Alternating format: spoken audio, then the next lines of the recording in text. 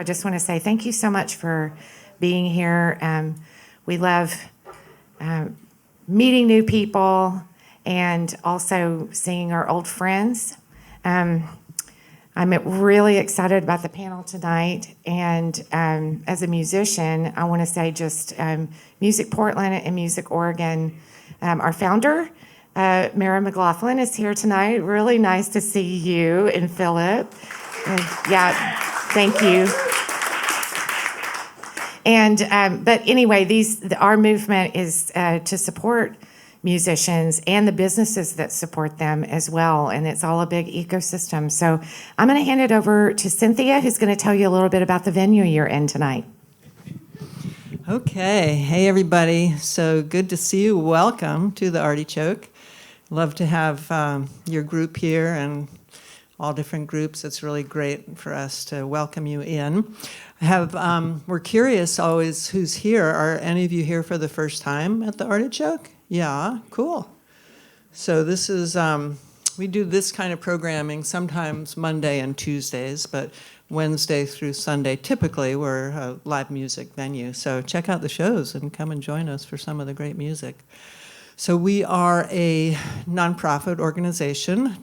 Our mission is to build community and build connections through music, through folk music in particular. And we say folk adjacent, so we're pretty broad. We consider even adjacent to adjacent, we like.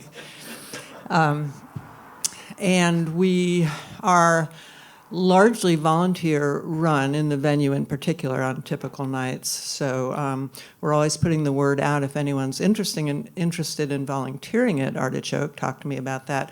We can provide training in sound and video, and we often have volunteers at the door and at the bar. So think about that if you're interested.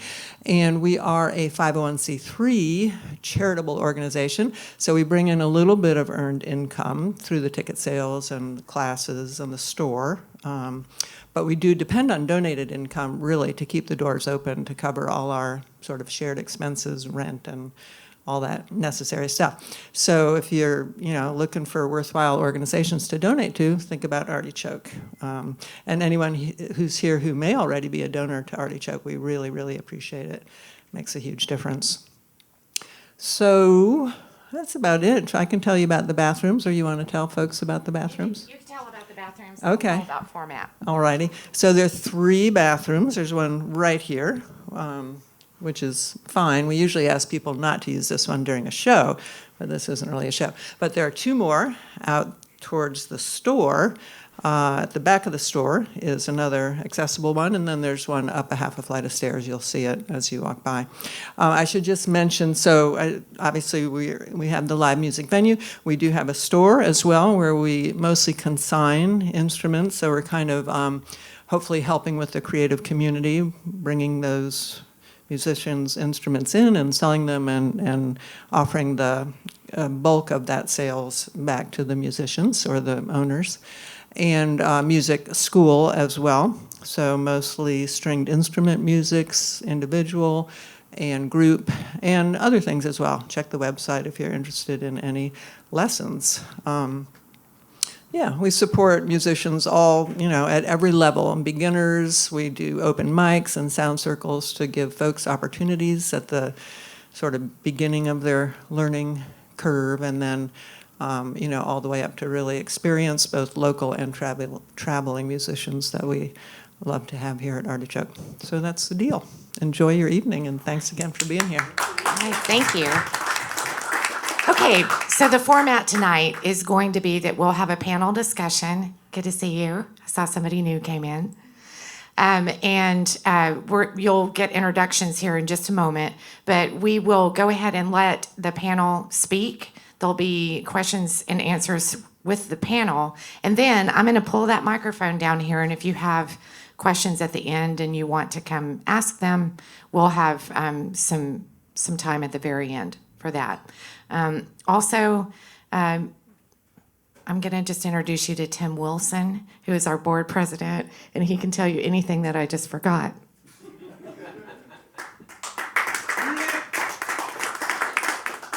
Thanks, Missy. I'm glad you're all here tonight. I think this is a really important conversation, and I just wanted to just kind of say for a moment that I was just raised to think that sort of immigrants made our country greater and better, and were such an important addition, and that, you know, unless you're Native American, we all came from somewhere else. My family came from somewhere else. We were all immigrants at one time. And I think obviously we're all here because we're so concerned about what's going on in this country right now. And that we're delighted to welcome this outstanding panel that will be moderated tonight by Mic Crenshaw. Mike grew up in, I hope this is all accurate, Mike. Mike grew up in Chicago and Minneapolis and moved to Portland in 1992. And since that time, he's been one of the kind of foremost voices in Northwest hip hop. He's a rapper, a poet. I have to read this because the list is so long. An educator, an activist, and organizers whose music really consistently connects personal experience to sort of the politics of our society. And that's why we asked him to moderate this panel. His solo work has charted nationally, and his reach extends well beyond the U.S. He goes annually with his African hip-hop caravan to East and South Africa, makes it a point of sort of working in that continent. And just 3 days ago, he dropped his latest release, which is Ice Twice Baby with Anthony Rivera and Drew. So welcome, Mic Crenshaw.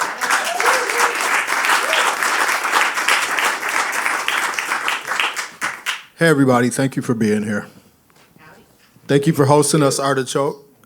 And thank you to the fellow artists who are gonna be up here on the stage with me. So I'm just gonna, and that was accurate what you read. So I'm gonna read some bios of the artists that are gonna participate in the panel with us. Andrea González is the co-executive director of Sanasan Center for Health and Expression. She is a prolific musician, educator, and leader in immigration justice. She played a key role in the creation and development of the Organ Worker Relief Coalition and Oregon's Universal Representation Program, Equity Corps of Oregon.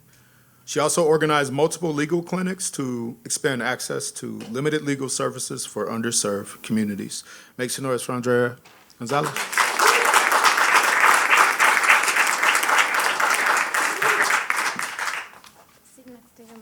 Welcome. Inna Kovtun.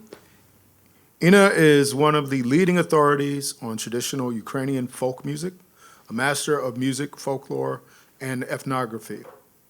An ethno-singer, musicologist, songwriter, teacher, collector, and researcher of ancient traditions and folklore. Shortly after the start of the full-scale war, Kovtun and her daughter came to the United States. She founded and currently manages the first Ukrainian theater in Portland, Oregon. I love Ukraine.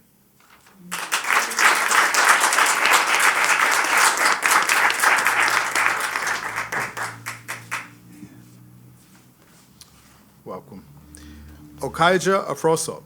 Okaidja Afroso is a Ghanaian singer, dancer, guitarist, composer, and has been in Oregon since 1999, but remains deeply connected to his Gadangme roots in a coastal fishing community in Ghana. As a young Ghanaian musician, he is fluent in his ancestors' traditions, yet determined to create music for his time.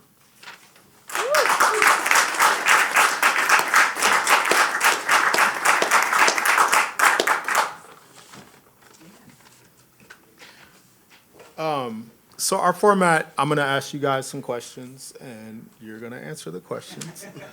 And every now and then I might just kind of speak to some of the issues that you are speaking to. You might inspire me to want to jump in a little bit. And then we'll take some audience questions. I think we're gonna we'll play it by ear. We got a couple hours to work with, but sometimes less is more. It just depends, you know? The first question I wanted to ask, and each of you can take turns answering this, if you're comfortable just kind of speaking up when you feel like that, or I can call on you. Do you guys actually have a preference? You want me to call on you, or you just kind of want to speak on your own kind of volition? Yeah. Yeah? Okay. Well, unfortunately, Artichoke Music only has one microphone, so This one is designated. This is mine. We can share this one maybe. Okay, cool. The first question is, can you speak to the impact that ICE and this administration has had on music and your career?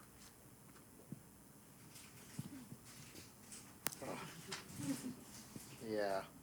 So I'm from Ghana and I came to the US 1999. Like Mike said, I was invited by Oboade, the late legend Oboade, and bringing me here when I came to Portland.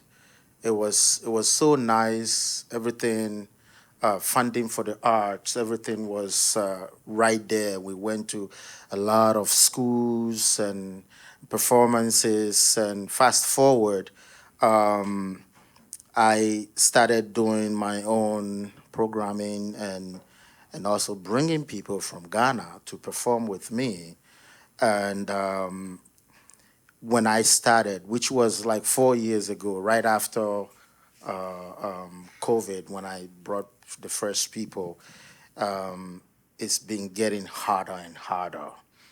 And I would say that's the challenge, to the point where I have told myself I'm going to hold off bringing anyone from Ghana for a little bit, because the challenges sometimes takes away from the creative part, and I want to just be able to focus and do my work. In terms of ICE, it really, it has not affected me personally, but anything that happens in the community and people around you, it vibrates. And whether we recognize it or not, it vibrates into our interactions. So I feel it also. So that's what I would say about it for now. I'm Inna Kovtun. Thank you for the question. It's really important. And as you said before, I came to United States with my daughter 1 month after war started in Ukraine. It was stressful. It was big stress for me. All of my life I dedicate to Ukrainian folklore, to the stage, and I have been singing since I was 6 years old. And when I came to United States, it was hard, to me, even to speak. And how to sing, I didn't know, and I was invited by Ukrainian Foundation to support Ukraine. And I thought I lost my voice. But I understood I'm really far away from home, but I need to support Ukraine. And we organized a lot of celebration, a lot of events, also big Ukrainian festival to support Ukraine, to raise money, to help Ukraine. And after I started work with non-profit organization DAN, and I'm working now, I am director of health, equity, and culture in this organization. And we also organize a lot of events. And I am also a mental health professional. I'm working with Ukrainian, not only like musician or like culture keeper. I'm working with people who has like post-traumatic stress disorder, general anxiety disorder, especially with kids, because like adults, it's more impact to kids, but also for adults. And I organize like music wellness group, because Ukrainian nation who love especially to sing. It's why Ukraine country who collect the largest number of folklore song in whole world. It's more than 200,000 song, and we love to sing. For us special to get together to sing. And I'm teaching people not only Ukrainian. I am like around United States traveling, and I'm teaching American ensembles and also. But now I would love to talk about Ukrainian.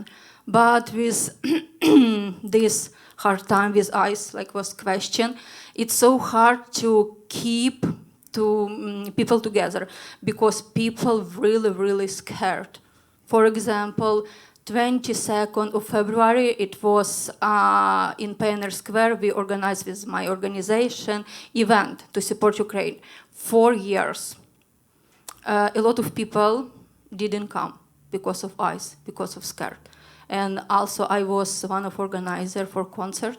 I sang there, and I felt the same. I have now a temporary protect status, but this is no documentation with now every Ukrainian wait 1 year or more to have this card. In this card explain every 1.5 year we need to do all of this documentation, pay money. This is about $1,000 every year for work permit, for everything. And now, for example, me, I am waiting for this official work permit more than 1 year. And I was thinking what to do. Here, I don't have relatives here, and only me and my daughter. She's now 11, but when we came, she was almost 8. And it's people musicians from Ukraine call me in. Unfortunately, I love Ukraine, I support Ukraine, but I can't come because somebody told ICE is living in Hilton. And I don't want to be in risk, and I came. And I was singing Ukrainian anthem because I understood if not me, who will help Ukraine?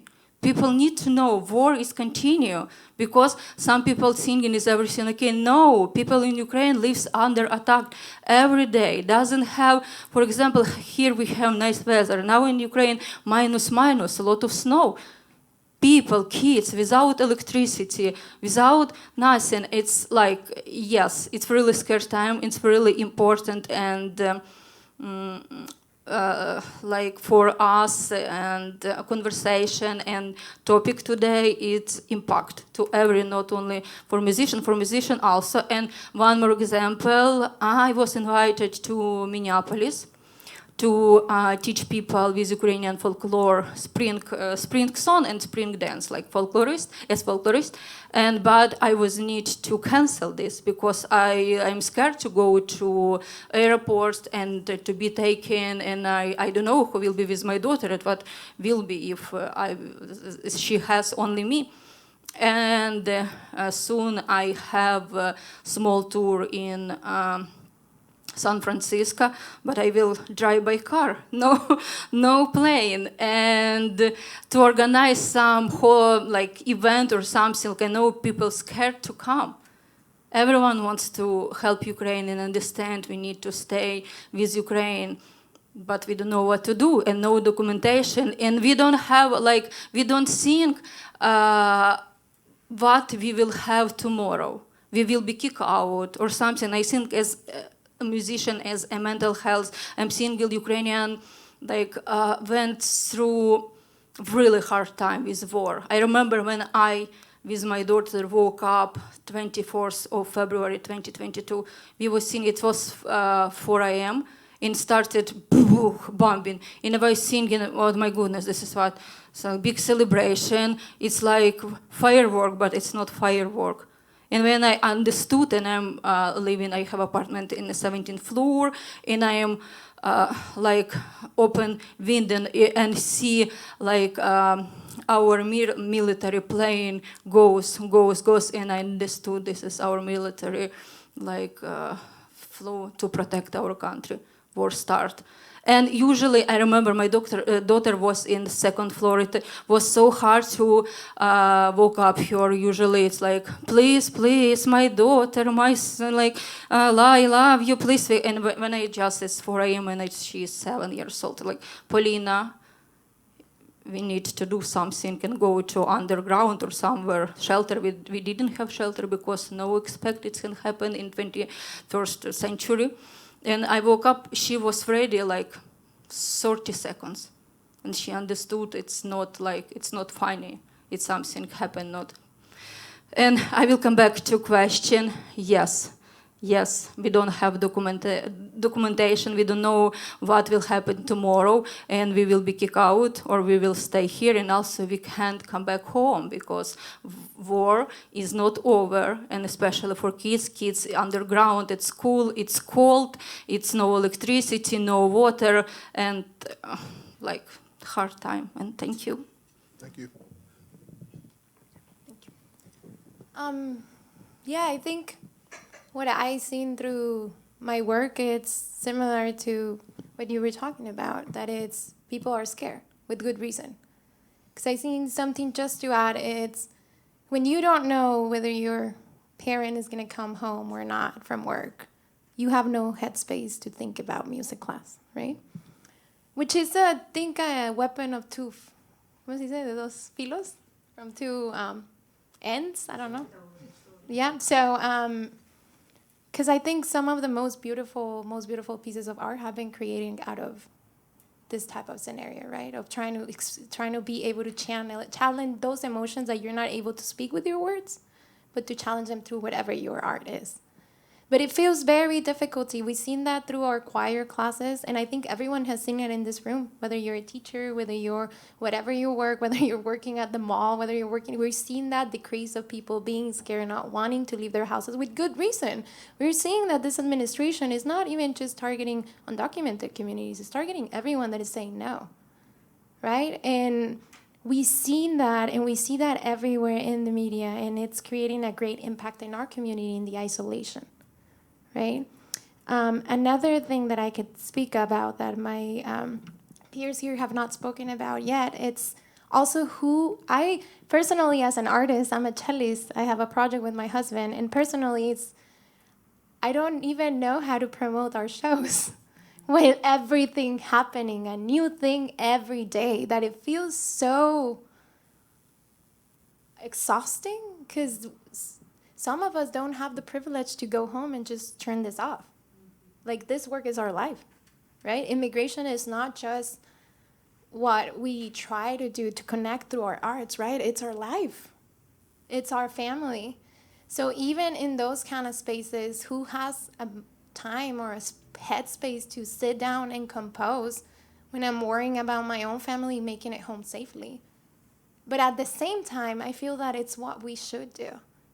Because that's how I believe we change the world, through art. We as artists get to say things that may not otherwise be safe to say out loud right now with words. But we can sing, and we can play, we can rap, and we can say it in other ways, and we have a platform to be able to say that and to have a real impact in our community. Thank you. Thank you to Music Oregon and Music Portland and Artichoke once again. I just wanted to reiterate that because y'all are recording. Come on in and sit down. Good to see you, bro. And thank you all for your answers. You know, one of the questions is about the political impact of music. And something I'm wondering if you all wouldn't mind speaking to is this, because for me, I've always been an explicitly political artist. But do you feel that the times have caused you to alter or transform what you write about in any ways? Anyone wants to start? Okay, the other way now. I think so, and I think it goes back to the same conversation we were having, which is who has a mind space to think about anything else right now? Even I was telling, I'm a cellist and I have a musical project as a soloist and with my husband. And even without even thinking about it, when we find ourselves composing right now, it's about what's happening. And I think it's because, again, it goes back to the same thing. When you don't have the privilege to disassociate from this, when it's all you're thinking about, when that person doesn't answer that phone call, you think the worst because we're seeing the worst. Like, what was it? It was in October of 2025. I think it was here in Oregon. The biggest raid there was ever seen, right, in Woodburn. I think it was 30 parents who didn't make it home. 30, like, it was a bus of agriculture workers who were on their way to work, who were, it was the largest ice, and correct me if I'm wrong, but I'm pretty sure it's the largest ice raid there was ever happened in Oregon. And that happened last October. And we don't talk about it enough, right? 30 parents didn't make it home. And we don't know how many of those were deported. We don't know how many of those are actually home now. So to me, even when talking with the kids, we try to we have choirs. We have a paper youth choir, which in my organization, Sana Sana, Centro de Salud y Expresión, we work with immigrant and refugees. And what we work towards is making sure that art is not a privilege, it's a right? So we work with the immigrant and refugee communities to connect them with arts. And the other aspect of my nonprofit is mental health. We connect them to cultural competent mental health services. And we give them arts as a way to express themselves and to be able to work through that cultural shock they are experiencing here, right? In a new place where they don't recognize, not even the buildings look the same, the clothes don't look the same, the food is completely different, no one speaks your language, right? So what, I forgot the question. If the time that we're in at this particular moment has. Thank you. So even with the kids, we've seen that. When they get to choir, we have to try really hard to get their heads out of this space. And these are youths. Like, they're not even youths. They're smaller. They're from elementary. So the oldest one we have is 6 years old. Like, that's really intense. And we have to try so hard. And we're like, let's play this game. And they don't want to play.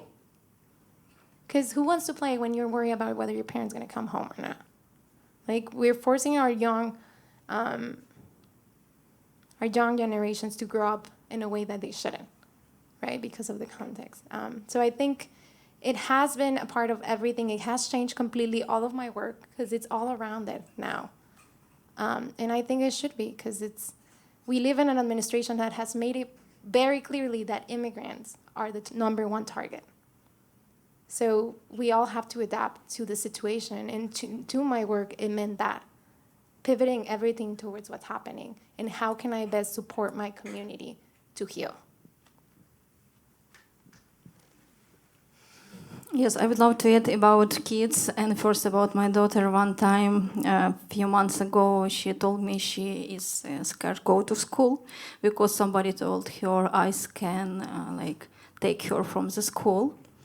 And it's so hard for me. I know through all of her life was, first it was COVID, after war, and I want to give her the best life and protect her. And I thought when I came to United States, far away from Ukraine, and my daughter will feel safe, but unfortunately no. And the same, I'm also working with Ukrainian kids. I have a Ukrainian ensemble, and I'm teaching kids vocal lesson and everything. And they all time ask me some strange question and told about, I know how people worried about grandparents, for example, who in Ukraine and also who is here. And also music, it's so special. And just when people, as you told before, about different language, even to talk between us in Ukrainian, because when we talking in English, our brain work like hard. It's word you all time translate, and to get together, to sing together, to listen music, to talk Ukrainian. But now I organize every week, every other week, music. Class for adults. This is Ukrainian ethno song, and we're singing. I'm teaching. I'm reminding them about our tradition, how it's special, and everyone knows Ukraine loves our culture. But now on my lessons, almost only Americans, because Ukrainians scared to left home, because it's also a lot of things I was reading in news, one Ukrainian man was driving big truck, and police stopped him and asked him about documentation, and he told I have a United for Ukraine program. I didn't have because I came with visa. I was in United States before this time, first time. I usually came to United States. I was performing or doing workshop from New York ensemble, from San Francisco, Ontario, and come back home. And this time I came. I was thinking I will came for 3 months, and I bought tickets, and I was hoping. And after I understood war, where is the end?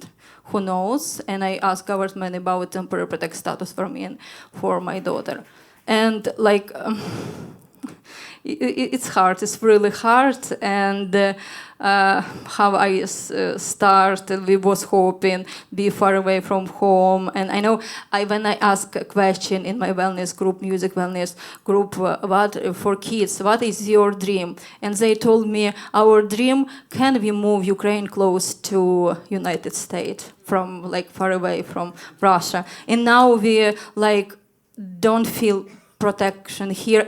And I come back to this man who was stopped by police, and police sent him to ICE, and he explained to ICE, I have like this documentation, and I have like 1 year more in approval for my United for Ukraine program, and this is ICE officer told him, I will cancel it right now.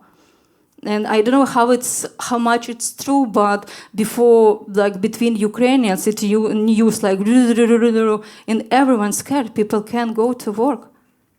And how can they? Some people has like 3 kids, 4 kids, 1 kid is never mind. But this is kids. This is life. Needs to pay. Nobody paid for our apartment. I'm renting an apartment. I paid for this every month, and like everyone, I need to pay for all of my bill. Car, insurance. We don't have any like privilege to have like insurance. How is it without money? How is it called?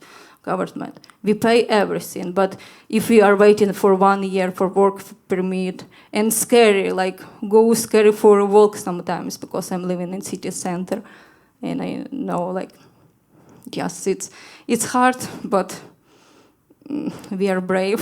We are trying to continue to live and sing, and music helps a lot. Yes. Yeah, thank you. Can you repeat the question again? I was please? wondering, Okaidja, if the moment that we're living through right now has influenced how you write. Yes. So music and the performing arts in general plays a huge role in society. And I think the education system, from where I come from Ghana, I realized, and this after living in the US for a long time, it just hit me for the first time after George Floyd, that prior to coming to America, there was no education at all to us on the continent in Africa about the African American story. So it's almost like a taboo. It's not taught in schools. So I came here, and a lot of us, we come from many parts of Africa, and we have this idea that we're different, you know. But in the eyes of the system, we're not. Yeah. We're the same color, we're the same, you know. And so a lot of times I feel like it is the systematic lack of education about what Africa is and what the connection between Africa and African Americans in America. So knowing this really energized me to want to engage more and to learn more. And that has also infused into my work of what I call the re-education of my people. So I put it into my songs, poetry with words of encouragement, and also doing work that, like I started a new nonprofit, and the idea is to engage people here in Portland, but also to take it to various parts of Oregon. And the reason for that is there was a time that I went to a lot of places in rural Oregon to teach. And education through music is so powerful. And kids would come to me and they would say, I remember one time I was in Klamath Falls, and the kid came to me. Two incidents happened. It was time for the kids to come out and to lunchtime. And one of the ladies who serves food at the cafeteria told me, the kids are coming out, so you need to go. And I was like, okay. And so I got up and I started to walk back into the school, and she said, no, you gotta go. This, you don't come back to the school. And I'm like, so I went around, and those who knows me, knows that sometimes I get pissed off really, but for some reason I keep it down and I went around. And this incident really shook me. I'm like, how can I come here to teach kids for this person to do this? Then then she saw me later and she said, oh, you should have told me you were teaching here. And I'm like, no. But the reason why I'm bringing this up is I taught there for a week, and then there was a day for culminating activity, and a 7-year-old who was not there when this happened came to me and said, you're a really cool guy. And I'm like, oh, thank you. And he's like, I don't know why people are so crazy about black people, We are all the same people, And I'm like, this is the same day what's happening, But that really reaffirmed to me about the power of education through the arts. And right now, I will go to different places to perform, and I insist on doing outreach, educational outreach, because I have decided that it is not safe for me in the long term to be political in America. But it is really safe for me to share my art and be there and rub it in the kids' face, because that's where our hope is. So I bring the kids, and do this activity. And by the time I leave there, one day, because some adults have told me, Oboade came to my school and that changed my life. If someone can say that, then it means if I went to do an educational outreach somewhere, that will have impact, positive impact.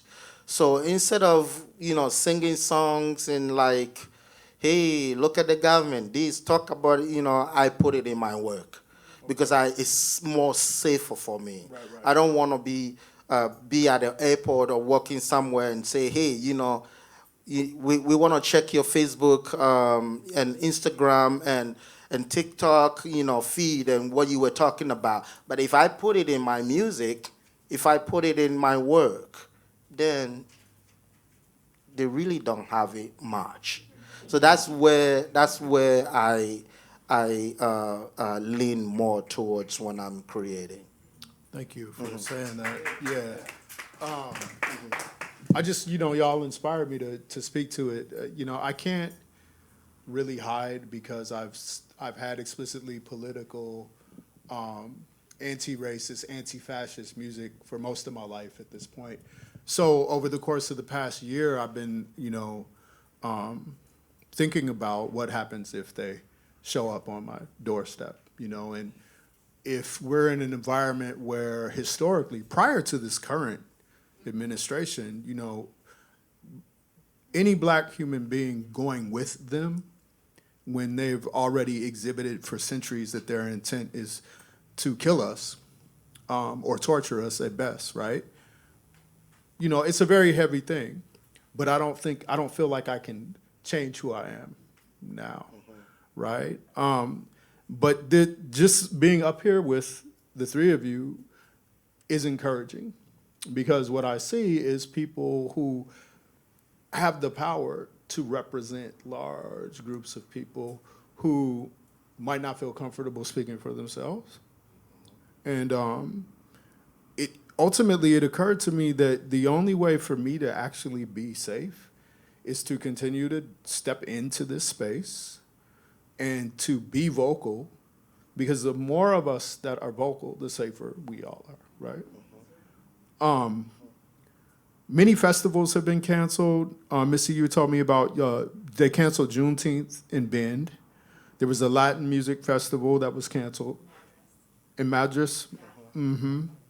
What do you see in terms of the future of your work as musicians here? And do you have contingency plans to continue to provide for yourselves and your families regardless of these circumstances? Wow. I think as artists, I was doing my work for quite some time. And even though COVID was such devastating for a lot of people, COVID was good for me, because all of a sudden, people had time, and I had time. And I remembered someone who really liked my work called me from Ashland, Va Rogers. She used to run the Rogue World Music Festival, and she just for some reason had such interest, and I think because everyone was home, and we started talking, and she devoted time, and we talked once a week, and I was developing a project called the Jakumumo Project, and because COVID was so hard for everyone, it made it so that we want to connect, we want to come together. And I feel like this is the same time now. As artists, as creatives, this is even more important or more urgent for us to come together and find, collaborative efforts and really push forward, because I think the community needs us as creatives to. I know that shows are gonna be canceled and funding is dwindling and all of that, but this even tells us more that if we come together, we can do work that can heal communities. And that's how I see it. About me, but I think it's more mental impact, because when you are stressful, it's so hard to write music, and so hard to sing. And now I'm working with my new solo album. Yeah, it's done, and thank you Ecofound and Oregon Music. Thank you very much for this, and it will be a nice Ukrainian traditional, unique song. For me, every song unique, but it was really big honor for me to work with this, because when I live in Ukraine, I was famous Ukrainian ethno artist, and I got not millions, but a lot. It was enough money to live.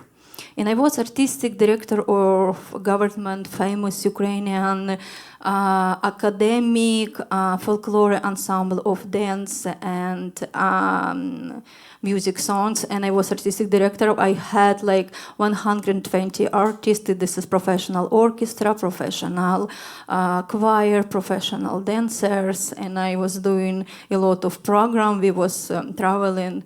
I was like maybe more than 20 countries for performing, master class, etc. And when I came to United States, all of my work like appeared to be volunteer work.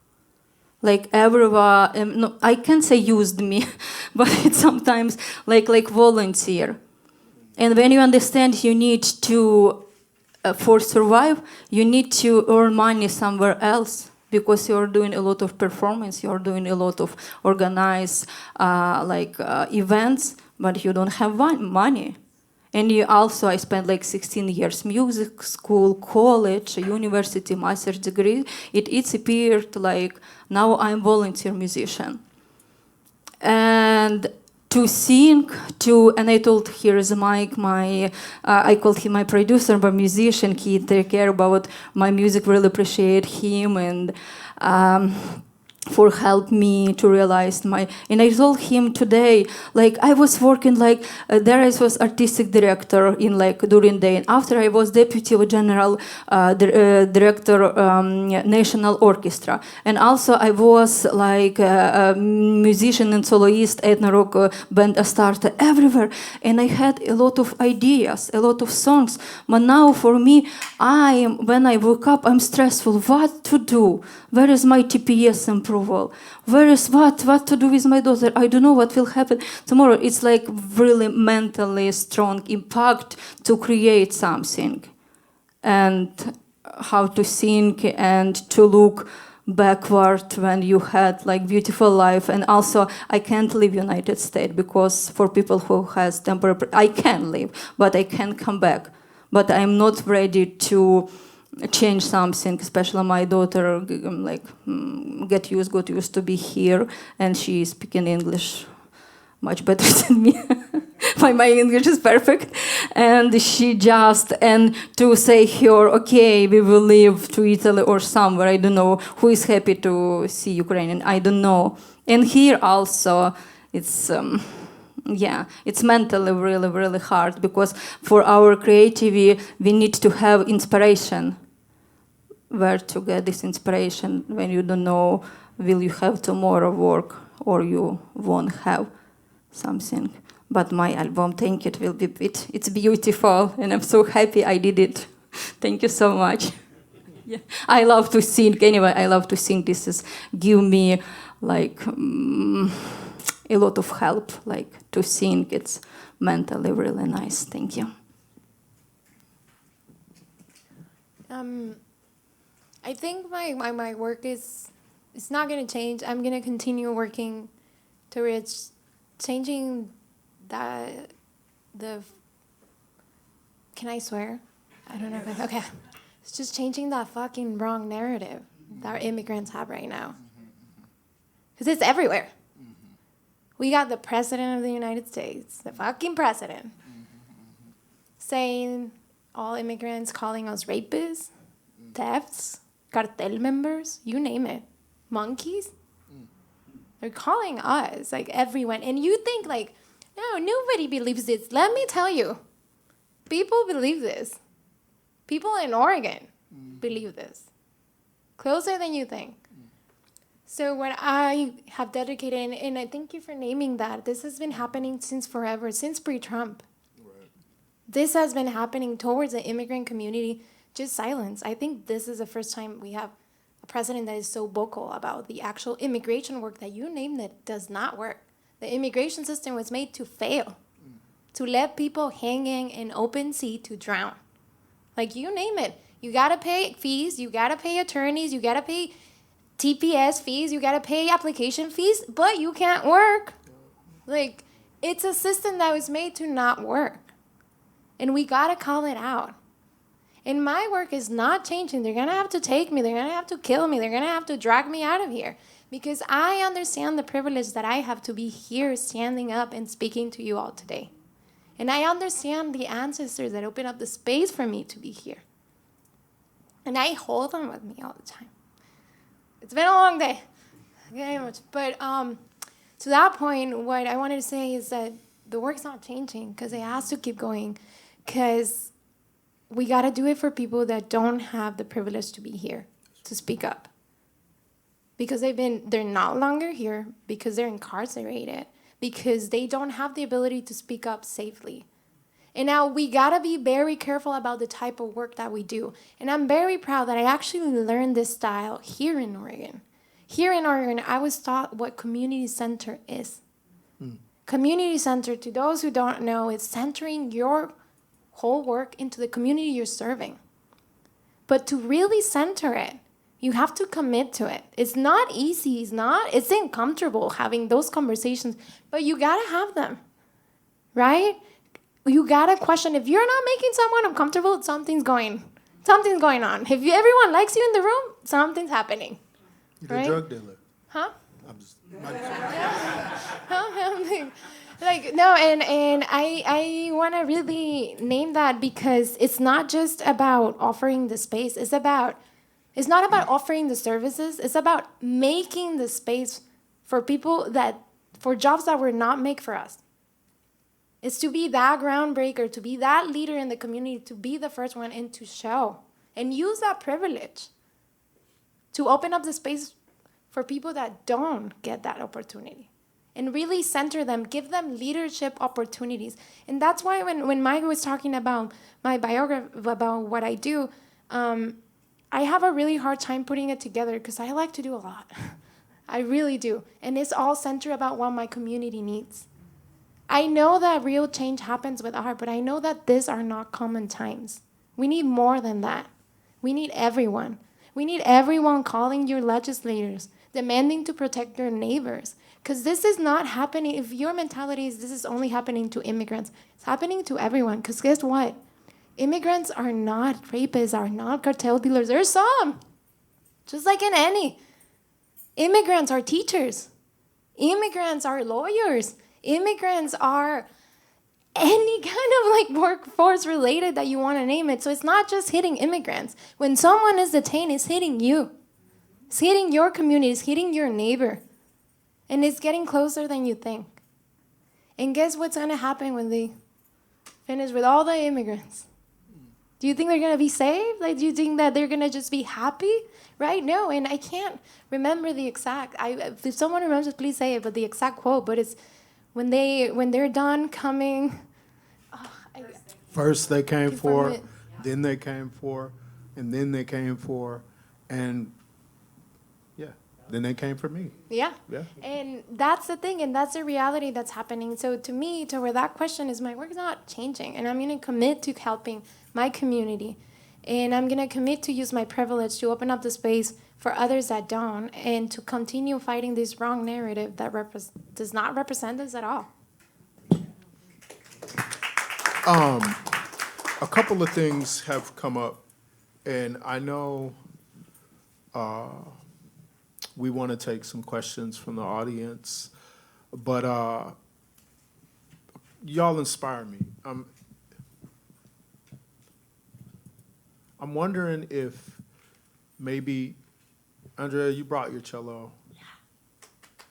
I don't know if Okaidja and Inna, you have anything that you could offer, a piece of your work that might be reflective of the topics that we're talking about this evening, and we could maybe each share a little bit of our work, and then we can transition into the audience questions. Would that be cool with everybody? Yeah? Do you guys want to start while I grab my cello? Okay.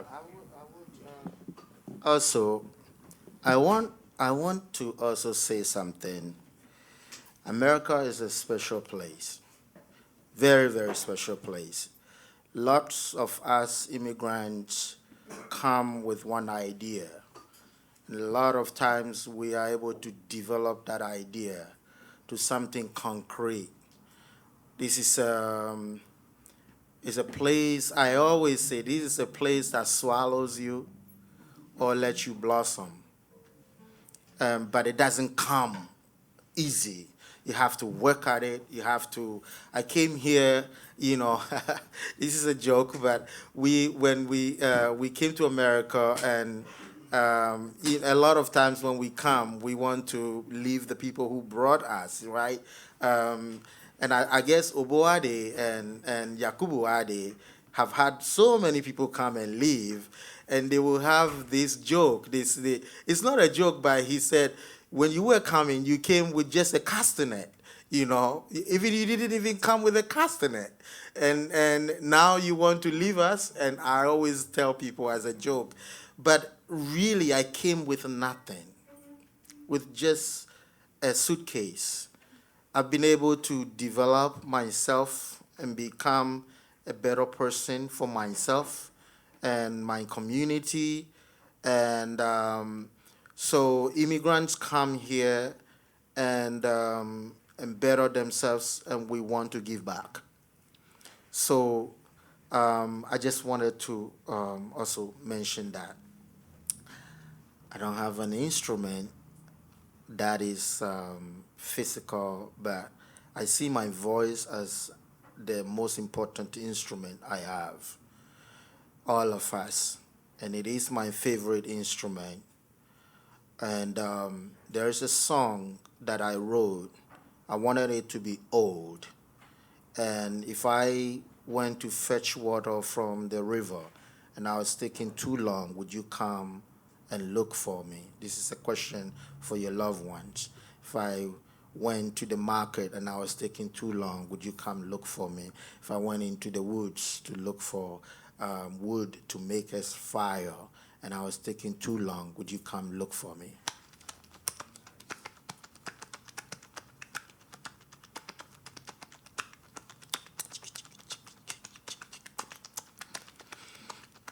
Kajinte shawu moni shale kemiya, baile milo, baile milo.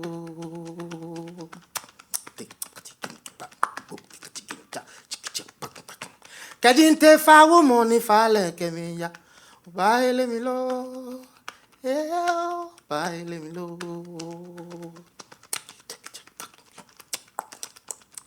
Kajinte laila moni koko nyomi, baile milo, yo baile milo. Kajinte babi moya koko mling, nelajo mbashadon, baile milo, baile milo.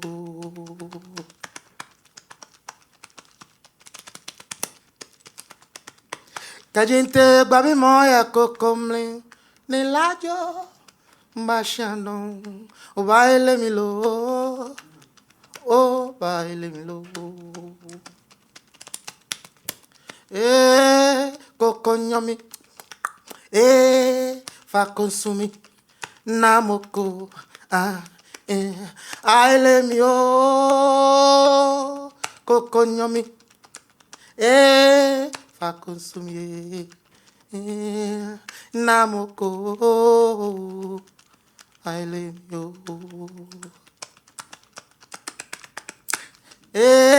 kokonyomi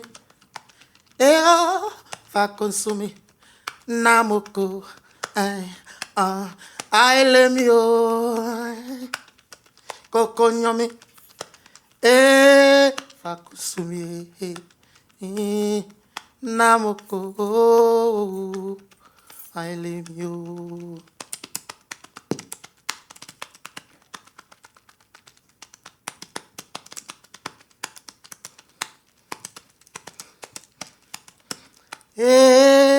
Kokonyomi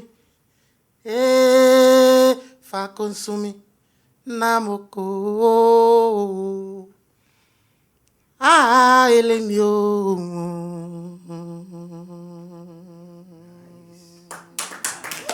Thank you.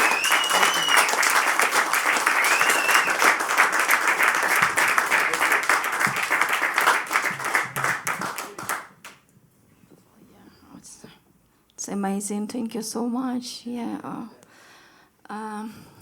As a Ukrainian folklorist and ethno singer, and this time in Ukraine for traditional spring song. As I mentioned before, spring time in Ukraine now it's really cold, and we had the tradition to invite spring. It was powerful song. Yes, a good idea to sit there because I will yell now. Yeah, it's powerful because spring should to hear us. We have nice weather, but I wish you have like spring not only outside but in every human heart. And Ukrainian spring song. Весняночко,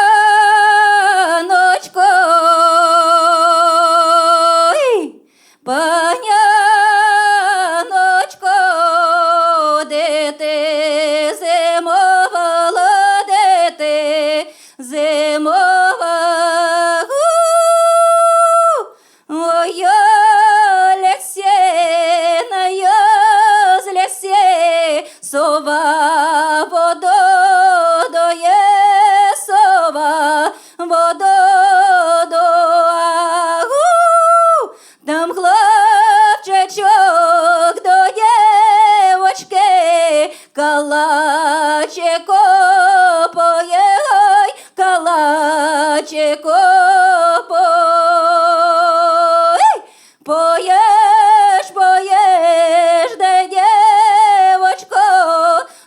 я ще коплю, то я ще коагу, де не каже своє мамці, що я тебе люблю, що я тебе люблю,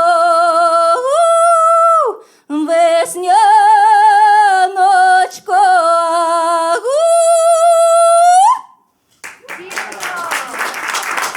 Thank you.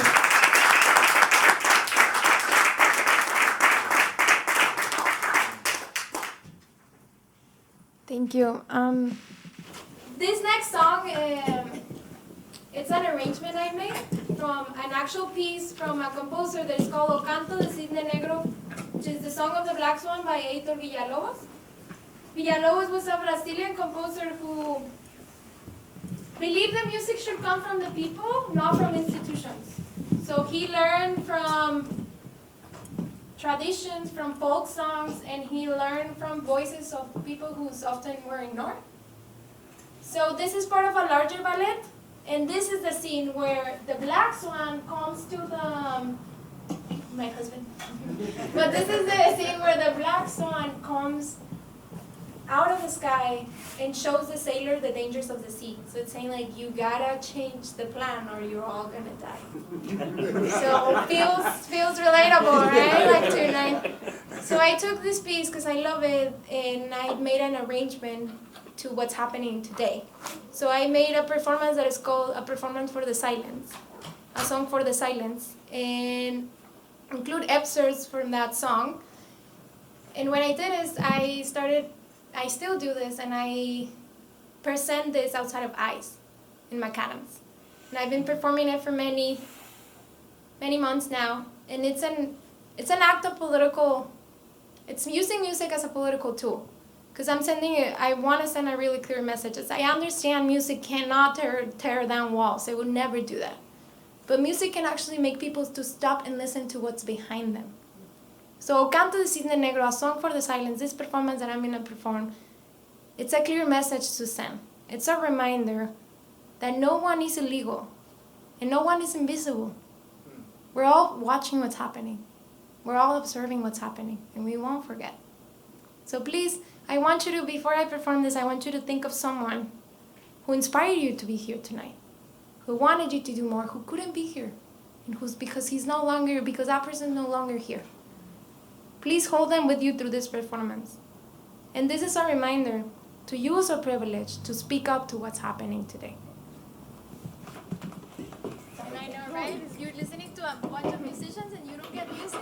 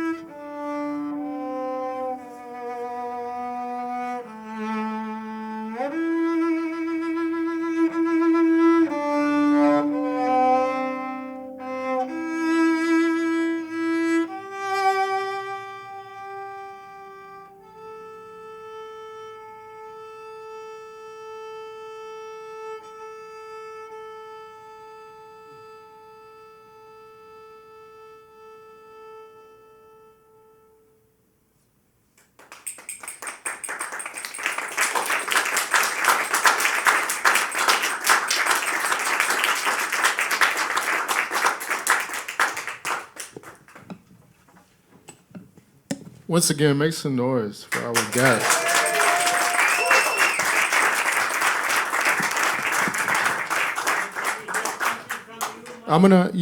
Thank you for asking.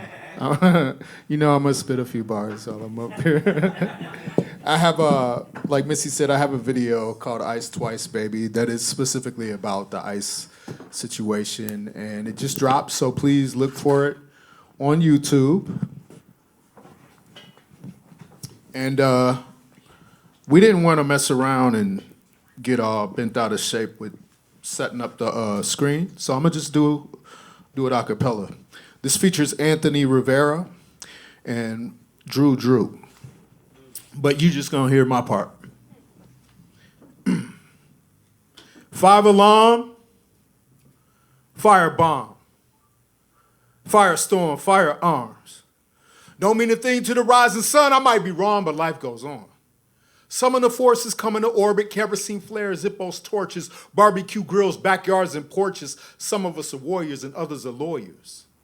All of us engaged, we can't avoid it. New York, California, Florida, Oregon. Maine to Washington, stay up off of us. I like ice crush, drinks or offices. React to be trapped, don't be preposterous. A lot of us are gonna be anonymous. Protect youth at minimum. Make moves defending them from a noose, suspending them, swinging like pendulums. I'm on the nose, not too subliminal, no corny flows. I'm a true original, obvious influence. Public enemy. PRT taught me how to use my intellect. Writing on the wall, you ain't changed your mind yet. Western propaganda done frame your mindset. Call it SD, cause this state's divided. It's a dangerous time when we ain't united. ICE outside the place I reside at. No space is safe when the state is violent. Mama in the tree with a baby hiding. Israel gets paid for training they provided. If your heart is hateful, then they may just hire you to be a henchman for a racist tyrant. Ice, ice, baby. Melt it, crush it. It's hot outside, get a mop in a bucket. People working hard, regardless, struggling. Leave them alone. We want freedom and justice. Ice, ice, baby. Melt it, crush it. It's hot outside, get a mop in a bucket. People working hard, regardless, struggling. Leave them alone. We want freedom and justice. Anti-racist since adolescence. We defended the friends in ourselves with weapons. Anti-establishment because they're anti-African. Anti-capitalist can't buy happiness. Anti-fascists due to anti-blackness. Fuck the administration and the cabinet. These fools can't aim.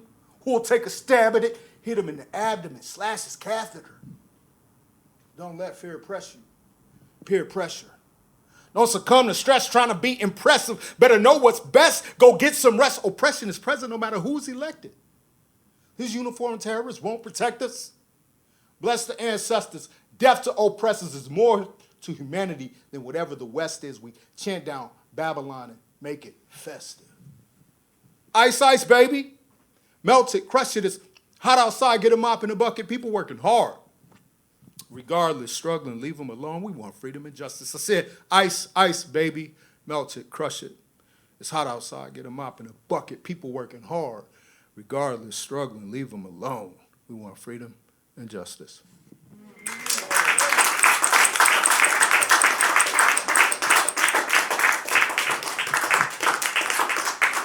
Thank you. Missy's got the mic. So yeah, please, by all means, we'll take questions. I have a question.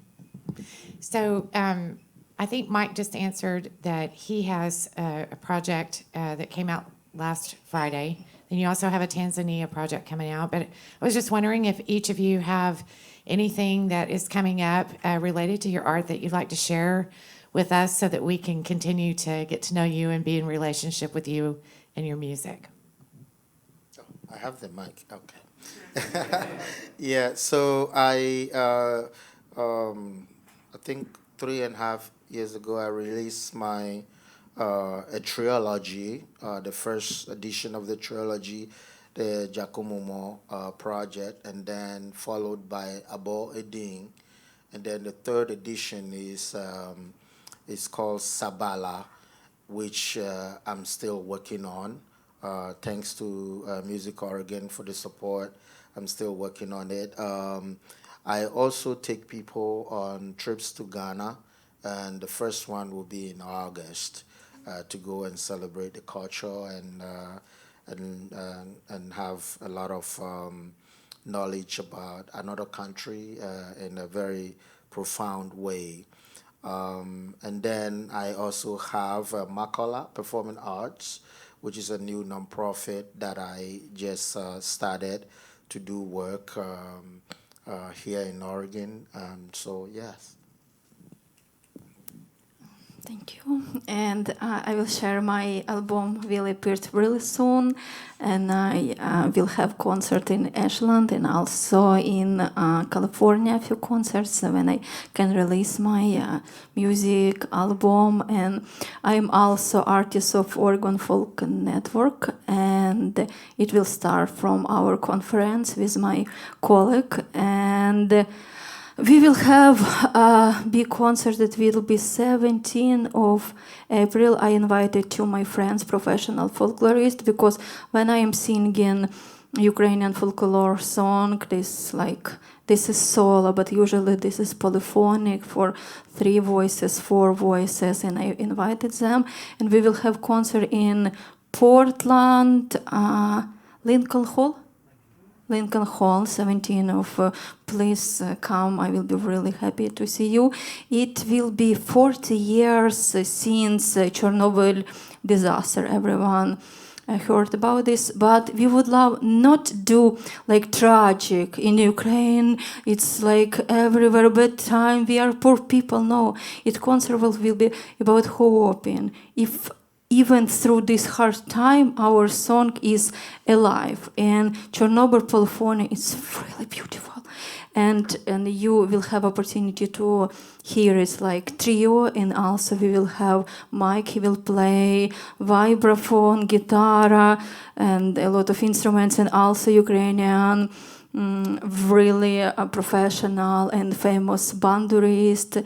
And 17 and 18 of April we will have workshop. Also you can come and I will teach you how to sing Ukrainian song. It's so easy. You heard it. You can make your neighbor really happy to call to come back to their home and to call spring close to their window. Yes, I will teach you and what I will have, and also I will have sometimes small concert. For example, Edgefield Winery. Yes, and it will be 26th of April. If you would love to have it will be Sunday to have nice evening with wine, with guitar, with casual music. Please come. But the main will be 17th of April. We will do this beautiful concert of hope, not about tragedy, about no, we are alive, our song is alive, and we are brave, and everything will be okay. Thank you. I think if you're not familiar with my nonprofit, Sana Centro de Salud y Expresión, it's a Spanish word. I know it's hard, but I think I put cards. So please sign up to our newsletter. That's the best way, because what we do is we provide a lot of free concerts for the community.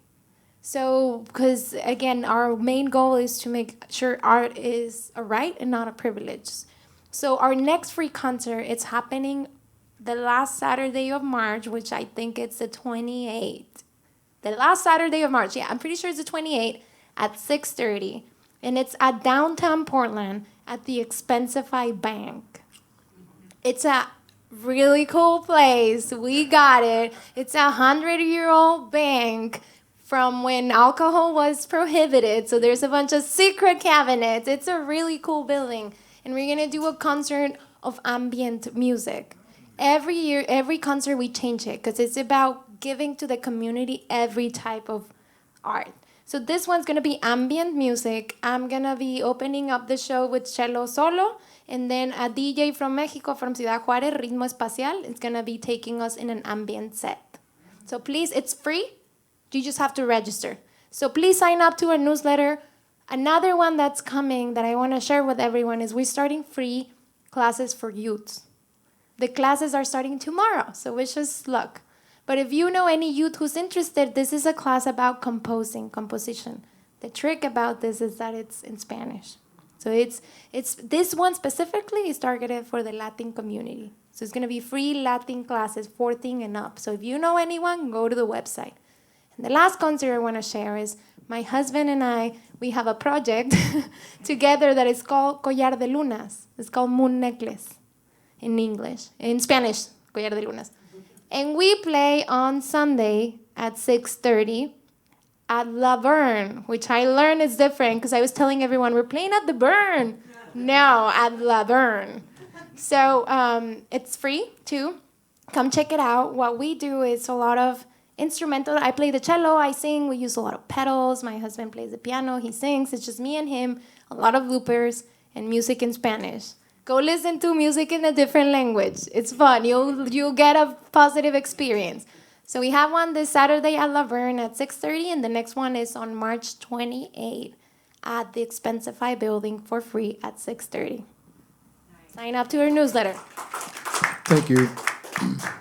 I want you all to watch that video. Go to YouTube, Ice Twice Baby, Mic Crenshaw. There's a record coming out April 3rd, Retribution, 17 songs, been working on it for a really long time. And I know that, our attention span is shorter now. I even asked the robot, I was like, how long should a full-length album be? And they were like, not 17 songs, but hey, I'm an independent artist, so I can do what I want. And I'm doing a free class called Rhythm, Rhyme, and Revolution at the Reeser March 10th, 7 p.m. So you can register for free online and come out to that. There's still tickets? Awesome. But they will sell out. Yeah. Come on out, y'all. I mean, this is a beautiful panel. Thank you for reaching out, Missy, and asking me to be part of this.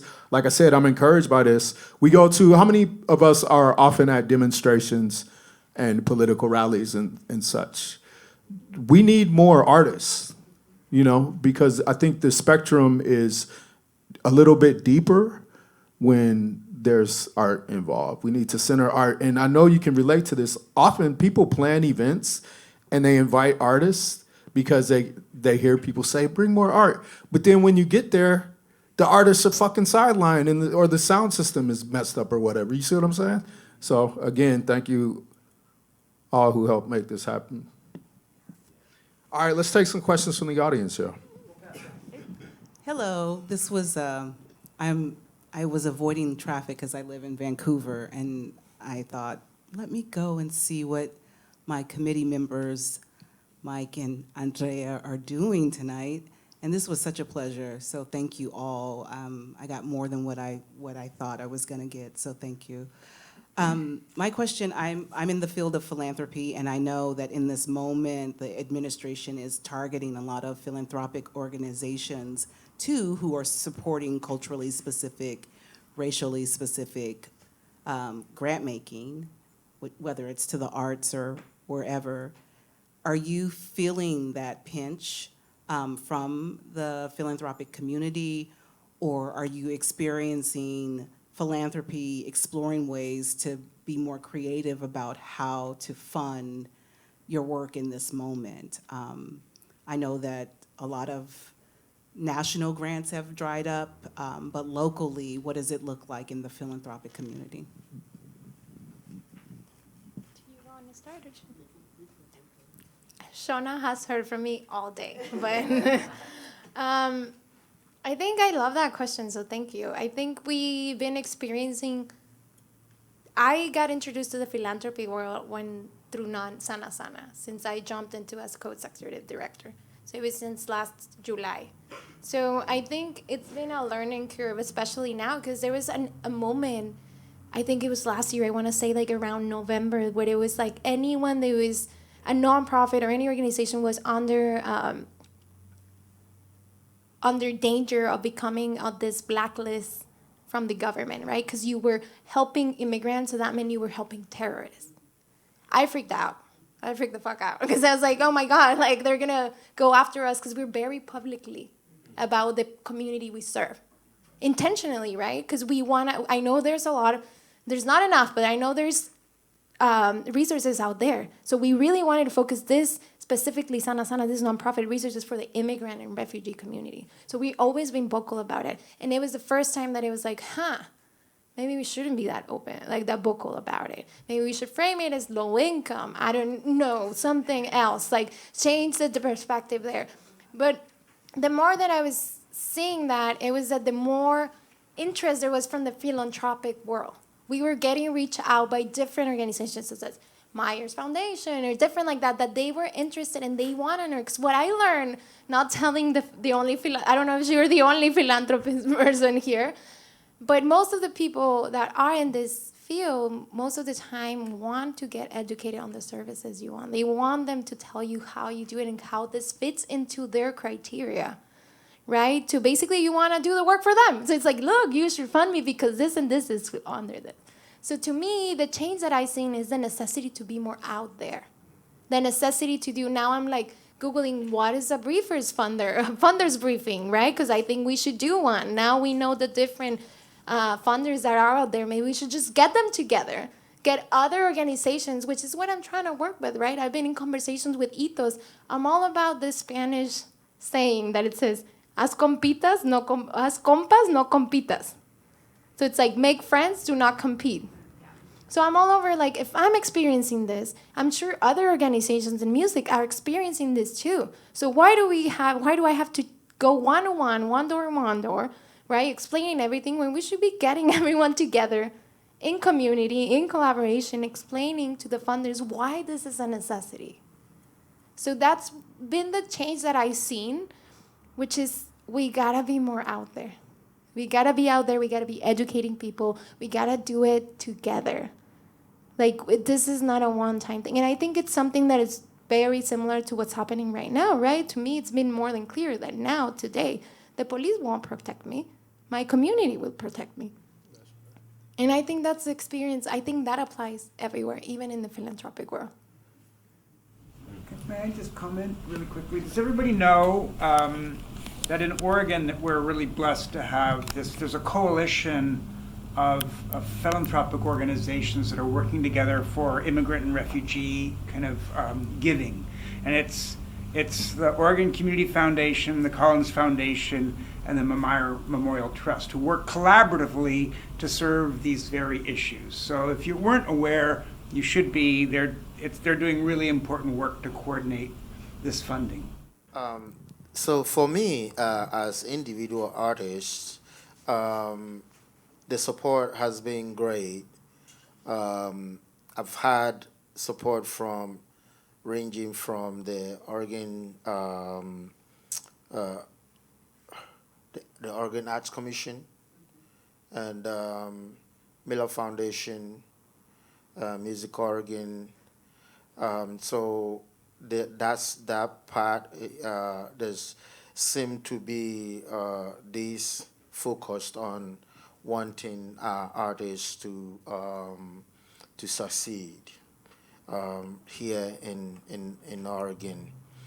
I have always, when it comes to performances, there was time that I took Portland out of my radar because a lot of people don't want to pay artists the going rate to perform here. So I sleep here, but I don't perform here.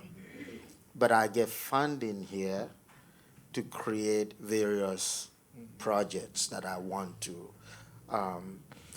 And I want to change that with my new nonprofit, Makola Performing Arts. And I am a baby in that field. Tim Wilson is on the board, and Tim helped me to do everything that Makola is right now. We have our 501c3, and we just got our first support from the Oregon Community Foundation, which is amazing. And so I'm trying to learn as much as I can, and I feel that what has been really helpful is towards the tail end of last year, we were just doing meeting after meeting after meeting, just to be able to meet community organizations and leaders and people who work with various communities. And the goal for me is I want to learn as much as I can and create all these connections. And so for me, I'm learning. when it comes to running or working with a small nonprofit. But in my work as individual artist, I've had quite some support from foundations in Oregon. So I'm really grateful. Okay. I completely agree with you. I was going to say, you know, as an artist working with Tanzanian artists, and then Tanzania being one of the countries that was, you know, people basically cannot come here to work anymore. You know, we're trying to figure out what to do. Obviously, we can work together online and virtually, but I have Tanzanian artists that I work with that dreamt of coming here and being in community and performing live. So hopefully we'll be able to get back to that at some point. On a personal level, you know, there's kind of a wave of young people that are coming into inheritance at this time. It's like a generational thing. And so there are communities of people who are trying to help direct some of these young people who are coming into these huge inheritances that are so-called woke people, right? People who are like socially conscious and want to do good things with their money. So I've been fortunate enough to be, you know, in contact with some of these people doing that work regionally, and I've been able to fund some of my work that way. I've long felt, you know, there are foundations that we can apply for grant funding through and institutions, but I've long felt that there needs to be people who are individuals and groups of individuals that aren't necessarily tied to foundations. So I'm hoping that that wave continues to grow, because for a lot of us that do radical work, that call into question empire, the constraints of the foundations, they have their hands tied because they don't want to get their funding cut. So I'm hoping that there are more courageous people who have more money than they could spend in their lifetimes that want to fund good work. So look out for those people and put us in touch with those people. I was gonna say that. You know, reach out to, please contact me directly on Instagram, because there's a project that, and I want to talk to you directly about this, so we'll connect more, Okaidja, called Culture Block, that I'm launching through New Room Studios, which is a new arts nonprofit.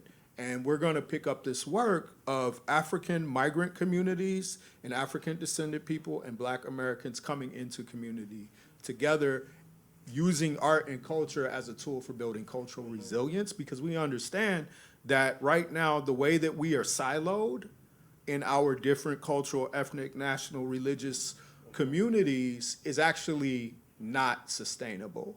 And that we have to come together, just like us on this stage right here. We have to build community, build trust, because we will better be able to protect each other when we have that in and amongst each other. And similar to what you said, sometimes you don't need to be explicitly political in your message, because the art and bringing people together is the work. So let's talk and build on that. So my question, and I'm going to circle back to something you were saying a few minutes ago about political events and expressing yourself through your art at political events. Could you talk more about the challenges of doing that? How do you go about expressing yourself at a political event through your art? Any one of you. I think I need to, I have capacity issues because I'm overcommitted. And so I can complain about how people put together events. But then honestly, I probably need to do more event production to see the kinds of things that center art the way that I think a lot of us would like to be seen, so that the art and the music is less of an afterthought.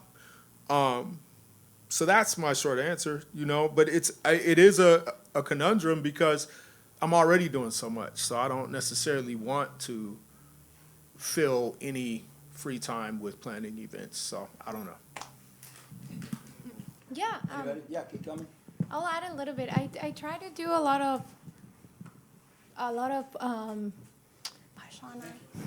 I try to do a lot of work in the movement. through all the arts. And I think mainly, to me, it's about being, honestly, I'm going to talk very honestly, but we are in Oregon. It's a very white state. So sometimes this type of movement, when there's this type, I work a lot with the No Kinks protest, because we know the demographic that goes to those type of protests. And right now, it's the same issue that I've been talking about. These are not normal times. We all know that. So it's going to take a little bit more creativity, and it's going to take everyone to stand together. So to me, is I try to be there as much as possible by reaching out to those same organizations, because it makes an impact. Because a lot of people that want to go there don't go because of other background, right? Because of immigration status, because of a fear of what would happen, right? It's not freedom for all, right? It's freedom for a few. So to be able to speak up, so what I do is I reach out to a lot of those events, of those organizations, offering my services. And I know this is a privilege because I don't expect a payment out of it, because I make sure to budget it into my nonprofit to pay for that time, because that time is movement within the arts. It's about organizing, and it's about connecting, and I think that's what we've been doing. I met Mike through an opportunity, through Seating Justice, that we're working for creating a fund, and I saw his music, and I saw a way to collaborate. It's like, we're gonna do our 1 year Nasana Sana, I want your music in there, right? Because it's about bringing all types of arts and setting the stage for people to be able to share that with the community, right? And to be able to put people that you don't usually see in those types of spaces or roles, so others could see it, right? So the people behind the actual audience that are not present there completely are able to see someone that looks like themselves, someone that reminds them of themselves, of their family, and they can get that inspiration. So what I would say is, the way I do is, I believe music is a language. And just like any language, when you have something to say, people will listen. But you got to figure out what you want to say first. You got to figure out your message. You got to figure out the way you will represent it. And it's just reaching out. But something that I do a lot is that as artists, we don't pay ourselves enough. And I try to budget that into my nonprofit, because that's time. To me, that's movement work. That's community work, and it has to be done. So through the arts, is try to connect it as much as possible. It's just expressing yourself, giving yourself the time to create, right? Because you actually have to present something. So it's even like a normal job. I try to force myself, okay, every day, every Monday, Wednesdays, and Fridays, from 1 to 3, I'm gonna dedicate to writing. And most of the writing I do is shit. And out of that, I use a little bit of things that I'm able to actually end up using for performance, right? But it's doing that discipline and forcing yourself to do that. But it also comes with a deeper conversation that I think it is, that it has to be budgeted into your time.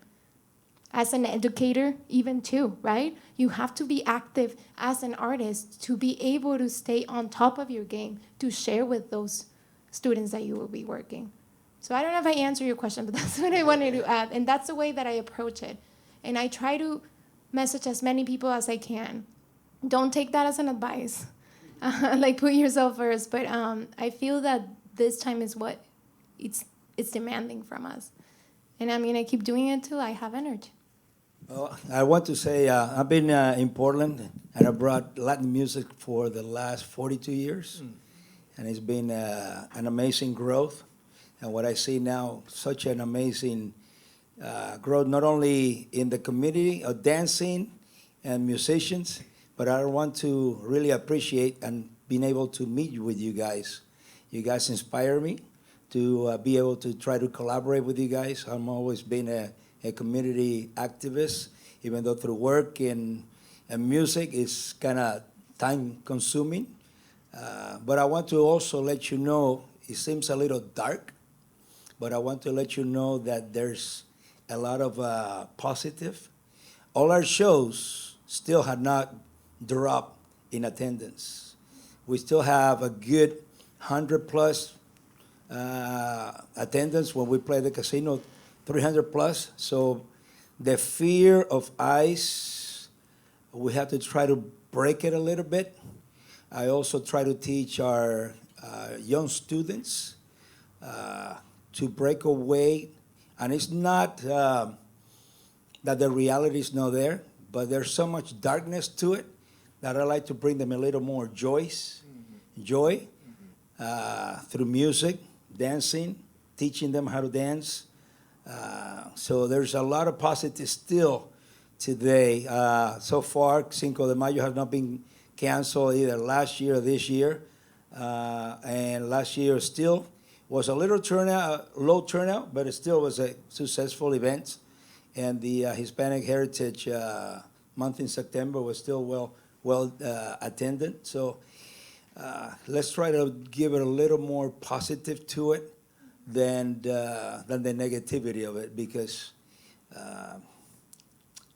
it brings us life. Music brings us life, just like you guys said. And we don't want to go down. Missy said it's time for me to say thank you for coming. And I want to thank this awesome panel, Mike, Andrea, Inna, and Okaidja. Thank you.